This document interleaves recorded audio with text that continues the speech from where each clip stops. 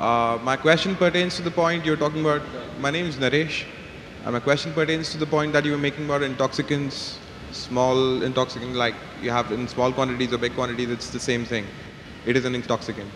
So how does it boil down to like smoking? Like it's a small intoxicant, like whatever high you have, it's for like 5 seconds, 10 seconds. How do I convince a Muslim friend of mine who says that's a gray area? There's nothing like, it's not permitted, but it's not banned, or it's not totally not allowed as such. MashaAllah, our non-Muslim friend Naresh wants to convince his Muslim friend I that smoke as well. as far as smoking is concerned, he said what intoxicates in large quantity is prohibited in small quantity. That's the hadith of beloved Prophet Muhammad Sallallahu Alaihi Wasallam. Sunan Ibn Majah, volume number 4 in the book of intoxication. Book number 30, hadith number 3392. But this, as far as smoking is concerned, all type of smoking is not intoxicants.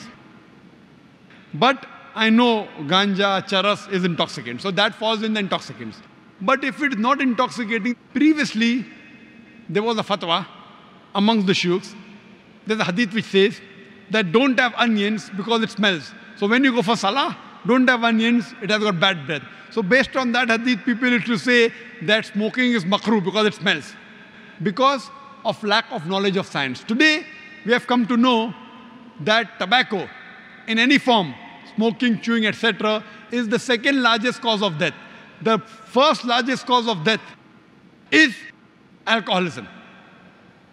Several millions of people die every year. It is the single largest cause of death. More than terrorism, more than war. Every year, millions of people die. The second largest cause of death is tobacco. According to World Health Organization, every year, more than 4 million people die only because of tobacco. Now, based on this, there's a verse of the Quran in Surah Baqarah, chapter number 2, verse number 195, which says, do not make your own hands the cause of your own destruction. That means committing suicide or causing self-loss is prohibited. So based on this verse, today we come to know smoking is nothing but slow poisoning. So based on this verse today, there are more than 400 different fatwas from different parts of the world that smoking is haram. Tobacco is haram.